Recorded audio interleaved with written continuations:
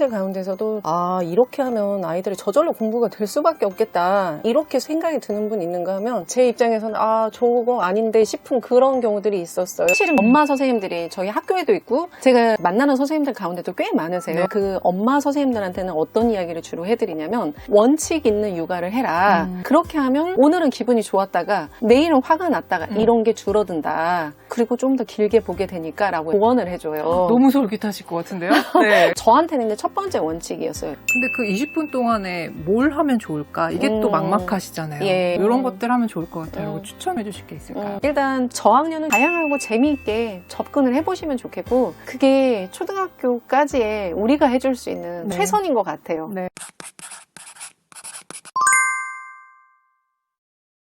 초등학부모님들 이 영상 오늘 꼭 주목하시기 바랍니다. 이 아이들 공부법과 관련해서 정말 많은 고민들이 있으실 것 같은데요. 엄마와 보내는 20분이 가장 소중합니다의 저자이신 28년차 초등교감 선생님 김성윤 선생님을 모시고 좋은 말씀 들어보도록 하겠습니다. 안녕하세요. 안녕하세요. 김성윤입니다. 공부하기 싫어지게 만드는 엄마와 공부하고 싶어지게 만드는 엄마가 다르다라고 하셨거든요. 그렇게 오래 있다 보면 정말 많은 분들을 만났는데 학부모님들 가운데서도 이렇게 하면 아이들이 저절로 공부가 될 수밖에 없겠다 이렇게 생각이 드는 분 있는가 하면 제 입장에서는 저거 아닌데 싶은 경우들이 있었어요. 아니 왜 그렇게 하는데 너 이거 왜 자꾸 틀려? 이런 식의 말투가 나오는 거예요. 그러면서 이렇게 해야지 이렇게 그러니까 약간 꽂히는 듯한 말투와 수직적으로 다가가게 된다는 느낌이 딱 들잖아요. 네. 근데 반대로 공부를 별로 안 좋아하는 아이임에도 불구하고 얘를 정말 잘 구슬려서 책상 앞에 앉게 하는 그런 엄마도 보게 되더라고요. 그쵸. 고개가 저절로 끄덕여지게 만드는 그런 분들이 있었는데 첫 번째 특징이 우리 이거 같이 해볼까? 라는 말을 늘 입에 달고 계세요. 네네. 이번 수학 2단원은 이런 거니까 앉아가지고 이렇게 가르치는 거겠죠. 근데 그 가르치는 것조차도 훨씬 더 코치의 느낌에 가깝게 접근을 하시더라고요. 그리고 아이한테도 늘 물어봐요. 그러니까 너 아까 그거 왜 틀렸는데 이거 지금 엄마가 몇 번을 말해? 이런 느낌이 아니라 어떤 부분이 어려웠는지 한번 얘기해볼까? 또는 네 생각은 어때? 이 말을 묻는 거예요. 답을 부모가 먼저 제시하는 게 아니라 아이의 의견이 먼저 그 다음에 내 이야기는 나중에. 그래서 아이의 의견을 피드백해주는 식의 그런 역할을 하시더라고요. 아이의 어려운 점 그리고 아이의 생각은 무엇인지 어느 부분에서 힘들어하는지에 대해서 관심을 가지고 들여다보면서 그 이야기에 귀 기울이고 초점을 맞추는 것. 그런 특징이 정말 눈에 띄게 보였습니다. 매 학기 초마다 학부모님들 상담들을 많이 하시잖아요. 예. 오시는 학부모님들의 태도 같은 것만 봐도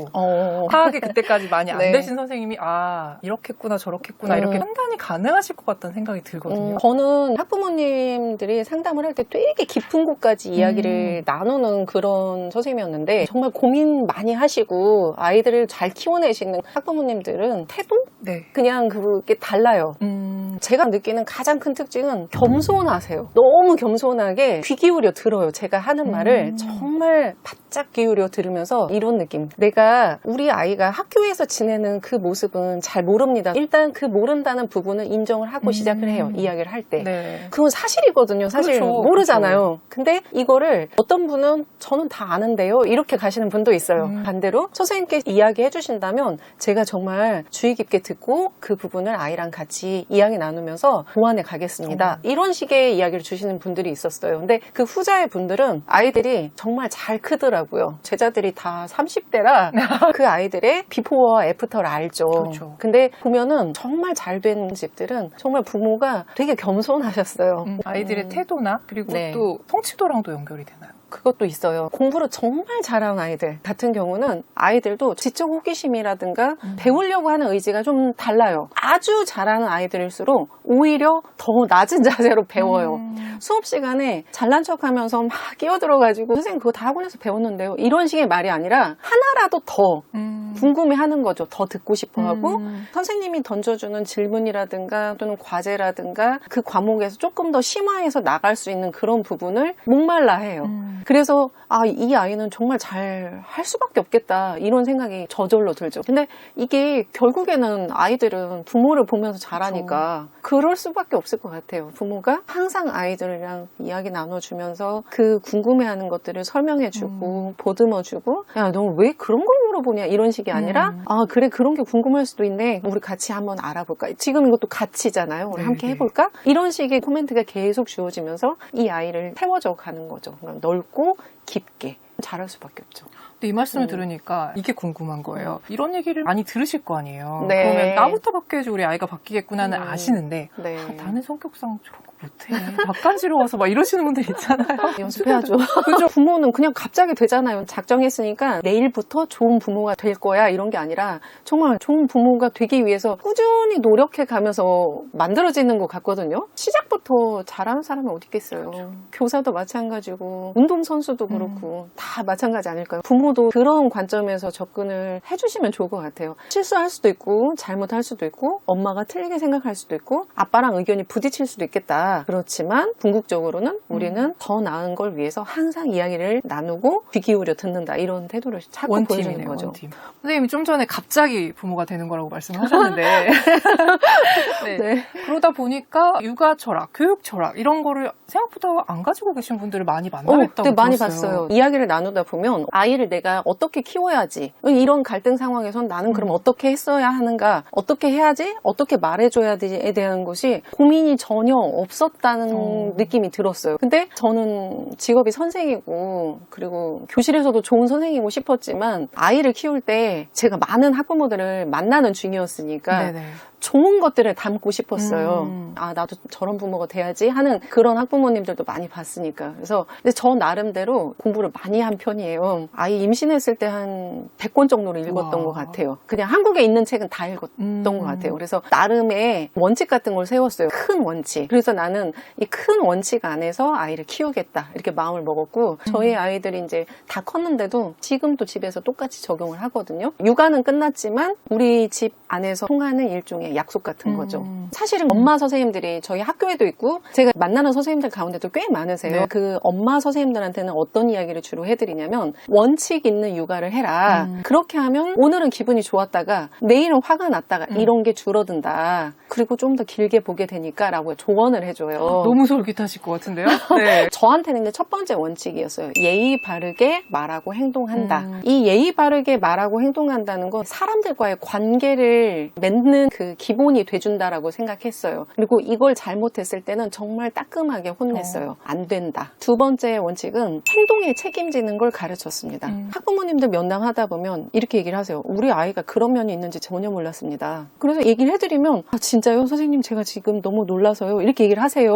아니 그럴 수도 있고 저럴 수도 있죠. 괜찮습니다. 아이 잘하면서 별의별 일 다 있어요. 그렇게 안심도 시켜드리는데 그런 이야기를 듣다 보니까 내가 없는 곳에서의 아이의 모습이 걱정이 됐던 거예요. 네. 그래서 자기 행동에 책임을 지는 책임에 대한 것들을 강조해서 두 번째 원칙으로 만들었어요. 이 행동에 대한 책임은 공부, 과제, 시험에 다 똑같이 적용을 했죠. 그래서 과제나 준비물을 챙긴다던가 이런 거에 대해서 제가 해줘본 적이 한 번도 없습니다. 시험을 보는데 방법을 물어보면 가르쳐주긴 해요. 저는 항상 그랬어요. 엄마는 방법은 알려줄 수 있지만 시험은 네 몫이야. 그 시험 결과에 대한 것도 너의 몫이고 시험 보러 가서 하는 행동도 다 네가 책임져야 되는 거야. 그리고 마지막 세 번째는 신체에 해가 되는 행동은 못하게 했습니다. 예를 들면 차도에서 자전거를 보호장구 없이 타는 것 하면 안 된다. 왜? 위험하니까.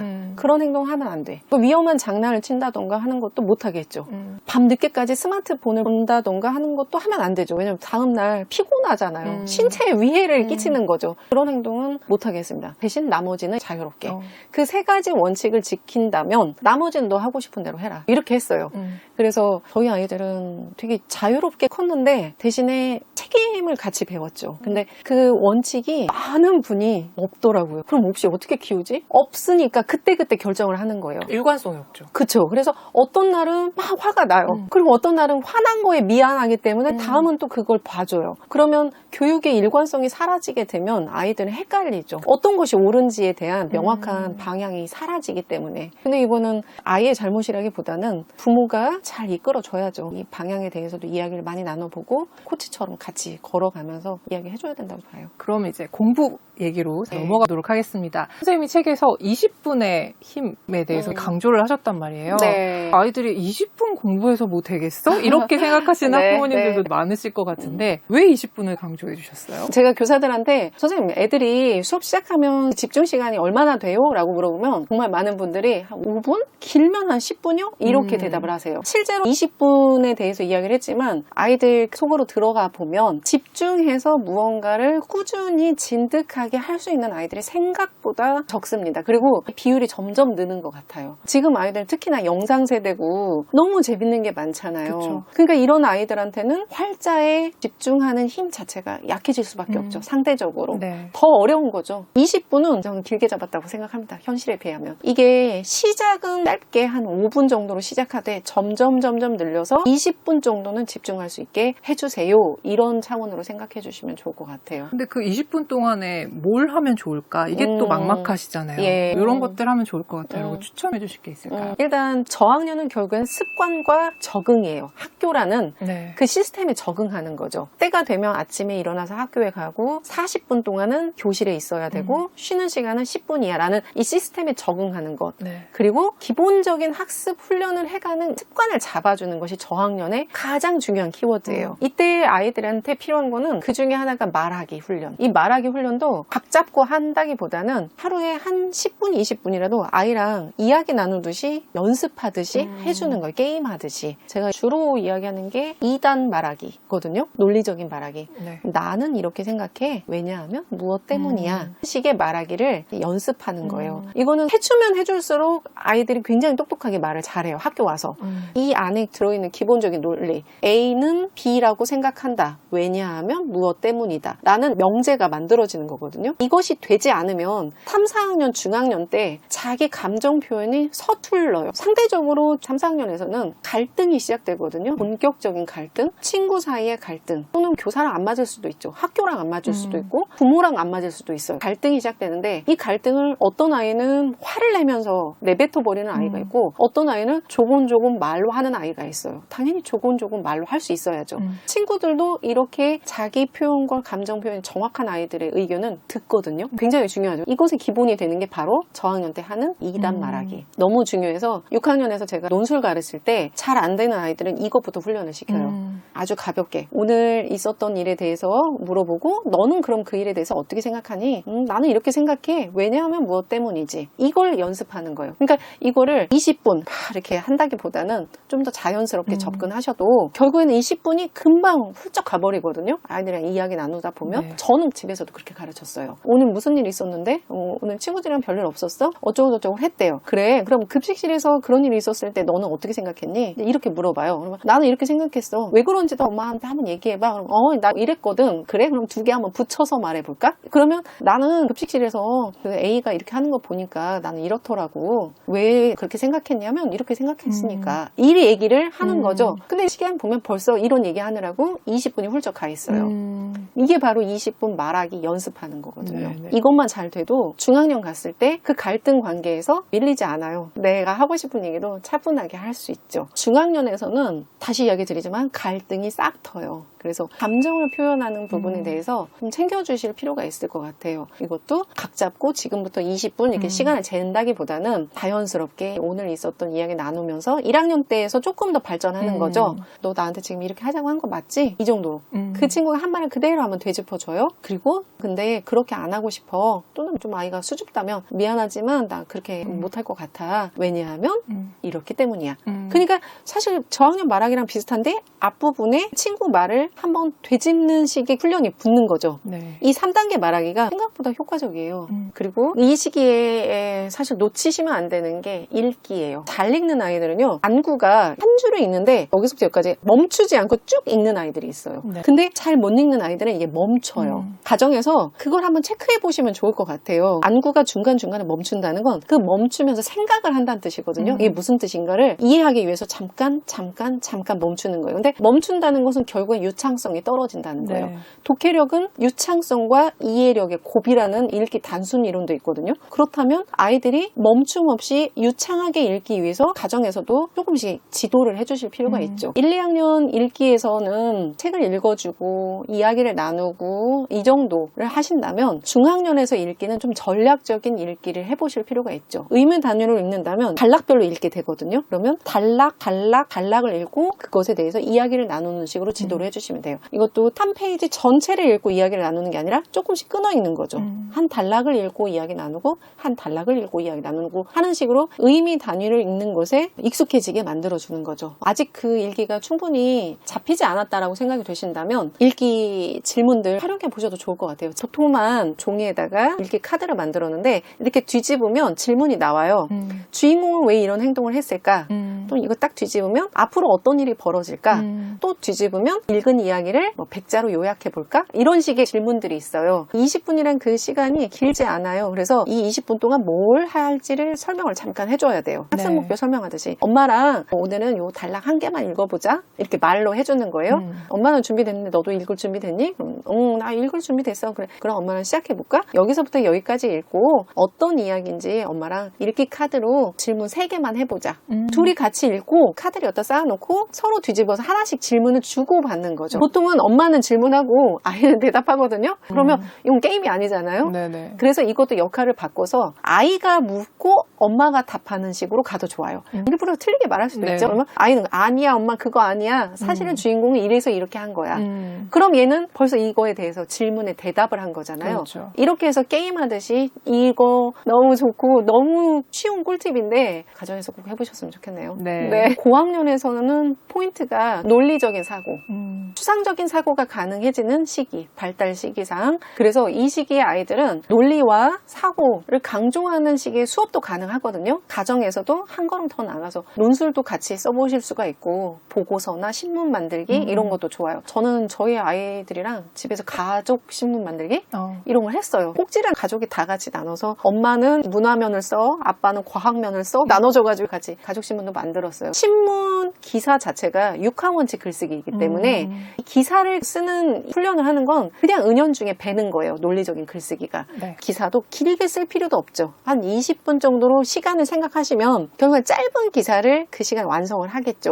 이 20분 동안 이 한 가지 활동에 몰두해서 할 수 있는 기회를 주는 거죠. 또 영어를 좋아하는 아이라면 번역 추천합니다. 단락별로 나눠서 요만큼에 대해서 한국어로 한번 옮겨보자. 한국어를 가지고 다시 또 영어로도 써보게 하고 이렇게 해서 번역을 시켜보는 것도 좋아요. 고학년 정도 되면은 다양한 것들을 도전해 볼 수 있고 얼마든지 결과물이 재미있게 또 풍성하게 나와요. 물론 우리가 기대하는 것처럼 엄청 잘해줄 거라고 생각하시면 안 되겠지만 네. 그렇게 다양하고 재미있게 접근을 해보시면 좋겠고 그게 초등학교까지의 우리가 해줄 수 있는 네. 최선인 것 같아요. 네. 꼭 각 잡고 앉아가지고 이렇게 보다는 어머니는 대충 눈치껏 지금 한 10분쯤 지났구나. 한 10분만 더 얘기 재밌게 나눠봐야지. 이 정도만 생각하셔도 좋을 것 같아요. 그리고 이거를 서서히 손을 떼시는 그런 기회가 오실 거예요. 20분 동안 생각보다 많은 걸 할 수 있구나. 그럼요. 이 생각을 네. 하셨을 것 같아요. 그럼요. 네. 한 번에 논술을 20분에 쓰려고 마음먹는 난 못 쓰죠. 그런데 제가 한 것처럼 오늘은 논제 만들기만, 내일은 찬성 반대만, 그 다음은 근거 만드는 것만, 그리고 그 다음 날은 붙여봐야지. 이렇게 접근을 하시면 얼마든지 하실 수 있죠. 근데 지금 이렇게 나눠서 조금씩을 생각을 안 해보셨을 것 같아요. 네. 대부분은. 교육 철학부터 아이들 20분 네. 학습까지 좋은 얘기를 해주셨는데요. 마지막으로 지금 이 영상을 보고 계신 학부모님들께 꼭 전하고 싶은 말씀 있으시다면 짧게 부탁드릴게요. 제가 최근에 학부모 강연에서 이런 질문을 받았습니다. 선생님은 자녀들한테 어떤 말을 많이 해주셨나요? 시험 보고 왔을 때. 저한테 질문하신 분이 있었어요. 네. 많이 궁금해 하시더라고요. 네. 저는 저희 아이가 시험을 보고 오잖아요. 항상 똑같이 말해줘요. 엄마는 알아. 너는 있잖아. 뒤로 갈수록 더 잘할 거야. 방법이 옳다면. 이렇게 얘기해주거든요. 네. 옳은 방법으로 노력한다면 잘할 수 있다라고 저는 지금 이 순간도 믿어요. 공부란 그런 거라고. 엄마는 알아. 그게 아이한테 굉장히 큰 신뢰감을 주더라고요.